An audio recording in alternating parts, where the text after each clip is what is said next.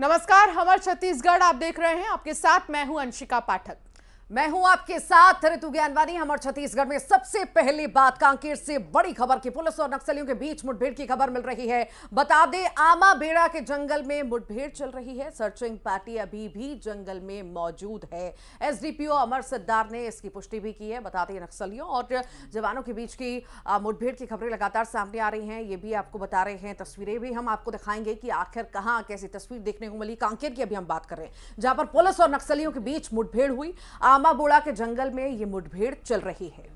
बिल्कुल, और searching party अभी भी जंगल में मौजूद है। लगातार सर्च ऑपरेशन जारी है। ये भी बता दें कि एसडीपीओ अमर सिद्धार ने इसकी पुष्टि की है। फिलहाल लगातार सर्च ऑपरेशन क्योंकि जारी है, जंगल में नक्सली काफी ज्यादा एक्टिव रहते हैं और खासतौर पर कांकेर ऐसा इलाका जो नक्सल प्रभावित है। नक्सलियों के बीच और पुलिस के बीच मुठभेड़ का मामला सामने आया है और आमा बेड़ा के जंगल में ये मुठभेड़ अभी भी चल रही है। दरअसल सर्चिंग अभियान भी लगातार जारी है। जंगल में ही पुलिस मौजूद है। कांकेर की तस्वीरें इस वक्त आप दिखा रहे हैं। नक्सलियों की सक्रियता लगातार यहां पर देखी जा रही है और एक बार फिर पुलिस और नक्सलियों के बीच मुठभेड़ हुई है। ज्यादा जानकारी के लिए सहयोगी हमारे साथ जुड़ गए हैं और खेम नारायण हमारे साथ जुड़ गए हैं, वो जानकारी देंगे। खेम नारायण, नक्सलियों जवानों के बीच में मुठभेड़ की खबर है, अभी भी सर्चिंग ऑपरेशन लगातार जारी है। अभी क्या अपडेट है आपके पास फिलहाल?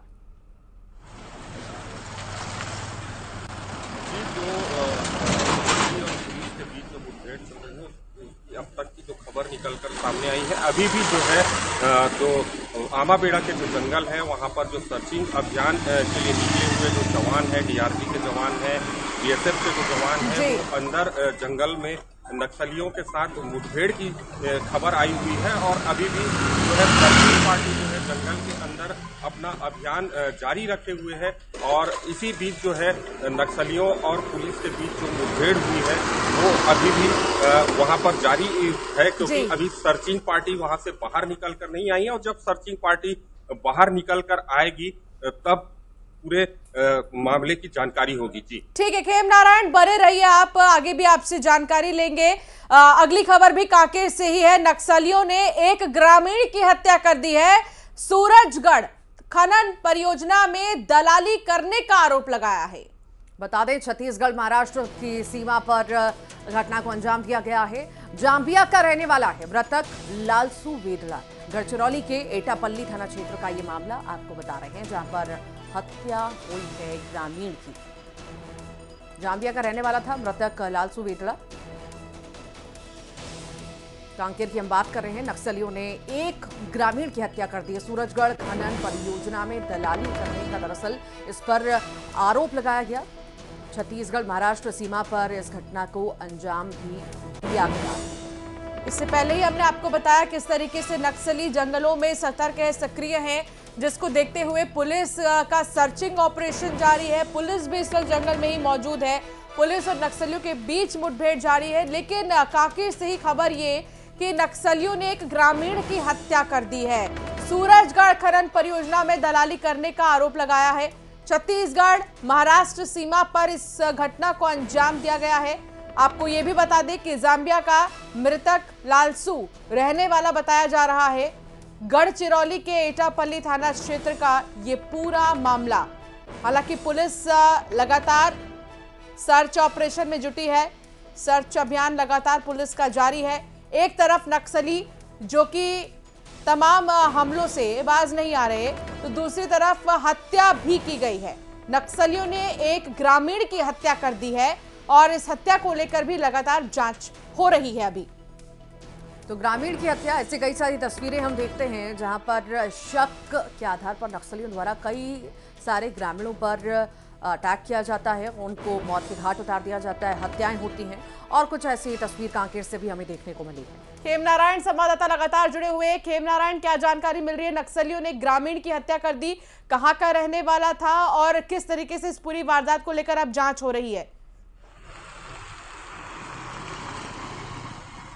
जी देखिए, लगातार जो है नक्सलियों द्वारा जो है ग्रामीणों की हत्या कर दी जाती है और हत्या का कारण ये रहता है कि ग्रामीणों पर आरोप लगाया जाता है कि वो किसी न किसी प्रकार से जो है पुलिस की मदद कर रहे हैं और पुलिस की मुखबिरी के शक में जो है ग्रामीणों की हत्या कर दी जाती है। वैसे ही एक वाकया जो है छत्तीसगढ़ और महाराष्ट्र की सीमा पर एटापल्ली तहसील के ग्राम पंचायत जाबिया से मामला सामने आया है, जहां पर लालटू वेदड़ा नामक जो ग्रामीण है उसकी जो है नक्सलियों ने खनन परियोजना में दलाली करने और पुलिस का एजेंट बताते हुए उसकी हत्या कर दी है और इस पूरे मामले को लेकर जो है पुलिस अभी जांच में जुटी हुई है। जी बहुत बहुत शुक्रिया खेम नारायण जानकारी को साझा करने के लिए।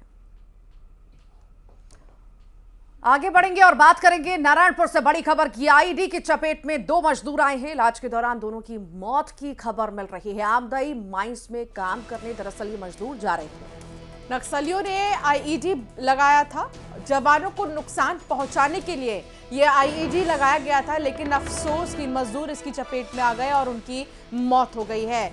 नक्सली लगातार सक्रिय हैं यहाँ पर इस इलाके में और आईईडी नक्सलियों ने लगाया। नारायणपुर से ये बड़ी खबर, 2 मजदूर आईईडी की चपेट में आए। अस्पताल ले जाने के बाद पता चला कि इनकी मौत हो गई है। आमदई माइंस में ये मजदूर काम करने जा रहे थे, लेकिन मौत हो गई इनकी।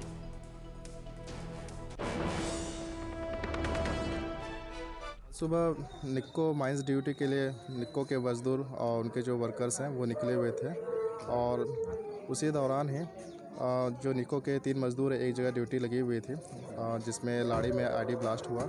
उसमें एक मजदूर की डेथ हो गई है और दूसरा जो मजदूर है वो घायल है, जिसे अस्पताल में भर्ती कराया गया और तीसरा मजदूर वो अभी लापता है और उसकी लापता मतलब उसकी भी जानकारी नहीं मिल पाई है।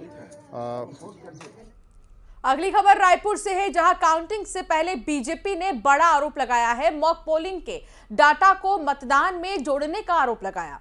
दरअसल पूर्व मंत्री ने प्रशासन से इसकी शिकायत की है। सांसद विजय बघेल और बीजेपी के नेता पहुंचे हैं निर्वाचन आयोग और शिकायत की गई है प्रशासन पर। कांग्रेस का साथ देने का आरोप ये लगा रहे हैं। बीजेपी ने पहले भी ये शिकायत की थी और एक बार फिर से ये शिकायत की है। सबसे बड़ी बात यह कि 3 दिसंबर जिस दिन रिजल्ट आएंगे और छत्तीसगढ़ के 90 विधानसभा सीटों पर वोटिंग पूरा हो चुका है, अब 3 दिसंबर का इंतजार है। उससे पहले तमाम आरोप और प्रत्यारोप। मेरे विधानसभा क्षेत्र में 15 तारीख को शाम को चुनाव प्रचार थम गया है। साइलेंट हमको चुनाव प्रचार करना था, लेकिन 16 तारीख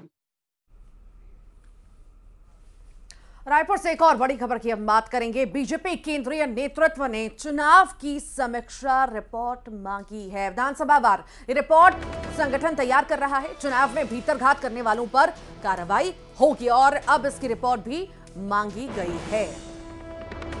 बागियों पर भी कार्रवाई हो सकती है। बीजेपी केंद्रीय नेतृत्व ने समीक्षा रिपोर्ट मांगी है। आपको बता दें कि विधानसभा वार ये रिपोर्ट मांगी गई है। संगठन तैयार कर रहा है।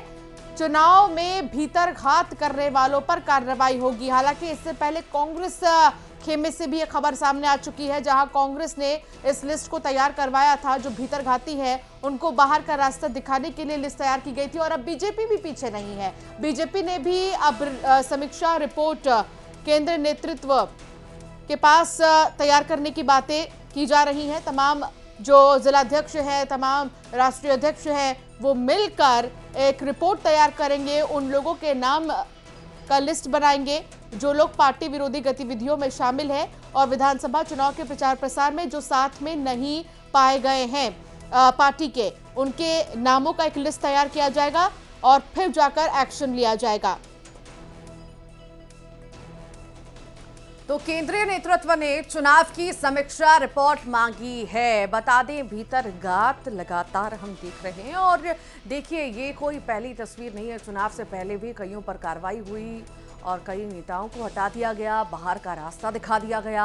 अब जो हैं बागी हैं और भीतरघात की जहां से संभावनाएं हैं, लगातार तस्वीरें देख रहे हैं, वहां पर कार्रवाई होगी और अब इसी तैयारी में केंद्रीय नेतृत्व है और केंद्रीय नेतृत्व ने जो है चुनाव की समीक्षा रिपोर्ट भी मांगी है। विधानसभा वार रिपोर्ट अब संगठन तैयार कर रहा है। एक एक की रिपोर्ट बनाई जाएगी, तैयार की जाएगी और केंद्रीय नेतृत्व को सौंपी जाएगी। जहां जहां भीतरघात की तस्वीर देखने को हमें लगातार मिली, थोड़ा सा भी जहां बयानबाजी हमें देखने को मिली, वहां पर ये कार्रवाई होगी। अब रिपोर्ट इसी के आधार पर तैयार की जा रही है। बीजेपी केंद्रीय नेतृत्व ने समीक्षा रिपोर्ट मांगी है जो संगठन तैयार कर रहा है। जल्द ही संगठन अब ये रिपोर्ट सौंपेगा। आकाश शुक्ला संवाददाता साथ जुड़ गए हैं रायपुर से। आकाश, इससे पहले कांग्रेस ने भी इस पर काम किया, जो भीतरघाती हैं उनको लेकर एक लिस्ट तैयार की गई थी कांग्रेस की तरफ से, लेकिन बीजेपी भी पीछे नहीं है। विधानसभा चुनाव के दौरान जिन लोगों ने पार्टी विरोधी गतिविधियों में अपना हाथ आजमाया है, अब उनको बाहर का रास्ता। जी बिल्कुल देखिए, जब चुनाव होता है तो तमाम पार्टियां समीक्षा करती है कि चुनाव में किस तरीके से प्रदर्शन रहा, किस तरीके से वोटिंग हुई। पार्टी स्तर पे ये समीक्षा की जाती है। इसके साथ ही भीतरघाती जो होते हैं, पार्टी के साथ नहीं दिए, ऐसे कार्यकर्ताओं पे भी नजर होती है, उस पर भी रिपोर्ट बनाई जाती है। कांग्रेस ने समीक्षा कर ली है चुनाव की, लेकिन कहा जा रहा है कि राजस्थान और तेलंगाना में जो चुनाव है उसके मद्देनजर बीजेपी समीक्षा अपनी नहीं कर पाई है। ऐसे में केंद्रीय नेतृत्व ने तमाम जो विधानसभा में प्रत्याशी हैं और जो जिला स्तर पे संगठन है उनको साफ कहा है कि जिले की विधानसभा वार समीक्षा करें और इसकी रिपोर्ट भेजें। इसमें उन बागी और ऐसे कार्यकर्ताओं पर भी नजर है जिन्होंने चुनाव के दौरान भाजपा का साथ नहीं दिया। ऐसे तमाम चीजें जो चुनाव के दौरान जो प्रचार से लेकर बागी तेवर दिखाने वाले नेताओं का तमाम रिपोर्ट समीक्षा में होगी और ये रिपोर्ट केंद्रीय नेतृत्व तक जाएगा। कहा जा रहा है कि 3 तारीख को मतदान का जो परिणाम आएगा उसके बाद ही भाजपा केंद्रीय स्तर पर इस पे फिर समीक्षा में फिर से जुटेगी। जी, पार्टी स्ट्रिक्ट है और पार्टी ने ये कह दिया है कि अब एक्शन की बारी है और इसलिए भी सावधानी जरूरी है। बहुत शुक्रिया आकाश जानकारी साझा करने के लिए। अब आगे बढ़ते हैं और एक और बड़ी खबर की हम बात करते हैं। तेलंगाना में चुनाव प्रचार करेंगे छत्तीसगढ़ के नेता। जी हां, कांग्रेस के कई नेताओं को प्रचार की जिम्मेदारी सौंपी गई है। सुबोध हरिद्वाल को ऑब्जर्वर बनाया गया है। चुनावी सभा और रोड शो में शामिल होंगे भूपेश बघेल। सीएम के संसदीय सलाहकार राजेश तिवारी भी मोर्चा संभालेंगे। कवासी लखमा भी कांग्रेस प्रत्याशी के पक्ष में प्रचार करेंगे। तो कई बड़े दिग्गज नेता, कई बड़े चेहरे तेलंगाना में भी नजर आएंगे। हालांकि हम इसीलिए ऐसा कह रहे हैं क्योंकि वो राजस्थान में भी नजर आए थे। छत्तीसगढ़ के अलावा आपको बता दें कि कुल 5 राज्य ऐसे हैं जहां पर चुनाव हुए और फिर आगे भी हो रहे हैं। 3 दिसंबर को नतीजे क्योंकि आएंगे, उससे पहले तेलंगाना में प्रचार प्रसार के लिए छत्तीसगढ़ के कई बड़े चेहरे नजर आएंगे, क्योंकि इन चेहरों का महत्व, छत्तीसगढ़ के बड़े नेताओं का, बड़े चेहरों का असर दक्षिण भारत में भी देखने को मिलता है, खासतौर पर तेलंगाना में। इसीलिए भी क्योंकि बॉर्डर आसपास है दोनों ही राज्यों के। अब इसीलिए ये प्रचार प्रसार, स्टार प्रचारकों की लिस्ट में इन नेताओं के नाम भी शामिल हैं। इसीलिए प्रचार प्रसार करने अब तेलंगाना जाएंगे।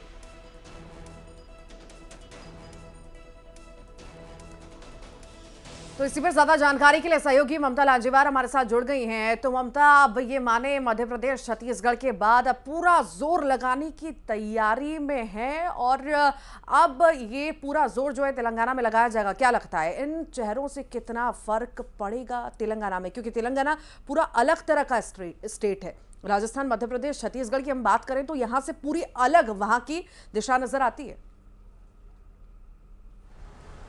बिल्कुल, देखिए कल ही मुख्यमंत्री भूपेश बघेल राजस्थान से लौटे थे और इसके बाद अब तेलंगाना के दौरे पर जाएंगे। और अगर हम बात करें तो स्टार प्रचारकों में मुख्यमंत्री भूपेश बघेल शामिल है। इसके साथ ही अगर हम बात करें तो सीएम के जो सलाहकार हैं राजेश तिवारी, वो भी वहां पर जाएंगे। कवासी लखमा जो है वो अभी भद्राचलम में मौजूद हैं और लगातार प्रचार प्रसार कर रहे हैं।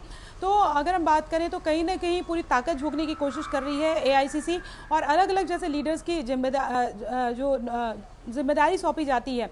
इसी तरीके से छत्तीसगढ़ के जो लीडर्स हैं उनको भी जिम्मेदारी सौंपी गई है।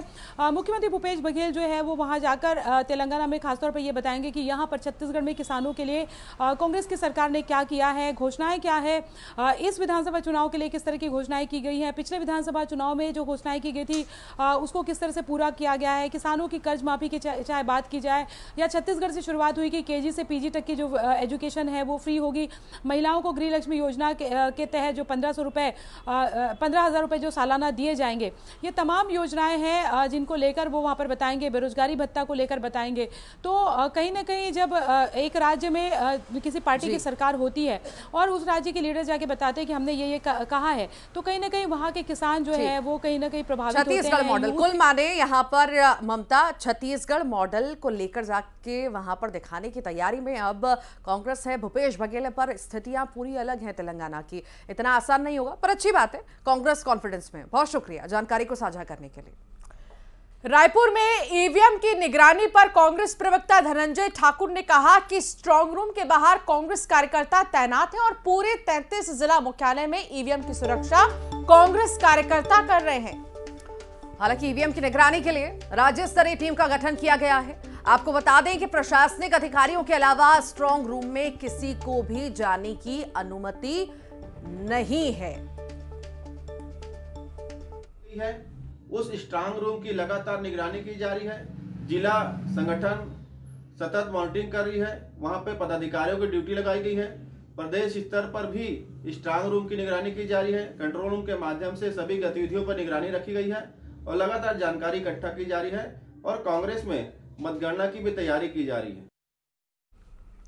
रायपुर में ईवीएम की सुरक्षा के सवाल पर बीजेपी प्रदेश उपाध्यक्ष लक्ष्मी वर्मा ने कांग्रेस पर जमकर निशाना साधा है और कहा है कि कांग्रेस जहां हार रही होती है वहां पर कभी ईवीएम तो कभी प्रशासनिक व्यवस्था पर उंगली उठाने लग जाती है। साथ ही उन्होंने प्रदेश में बीजेपी की जीत का भी दावा किया है।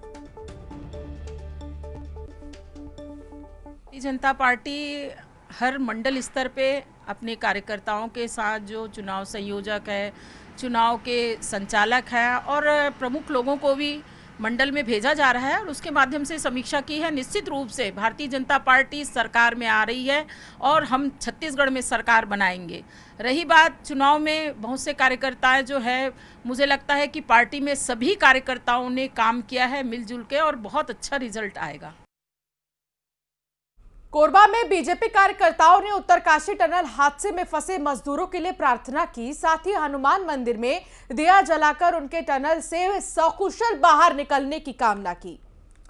दरअसल उत्तरकाशी टनल हादसे में फंसे मजदूरों को सुरक्षित बाहर निकालने पर पूरे देश में दुआओं का दौर जारी है। रेस्क्यू अभियान चलाकर मजदूरों को बाहर निकालने का प्रयास किया जा रहा है, लेकिन अभी तक सफलता नहीं मिल पाई है। इस बीच मजदूर सुरक्षित ढंग से बाहर आ सके, इसके लिए बीजेपी की कोसाबाड़ी के हनुमान मंदिर में पूजा पाठ की और दीप जलाकर मजदूरों के स्वस्थ रहने की कामना की।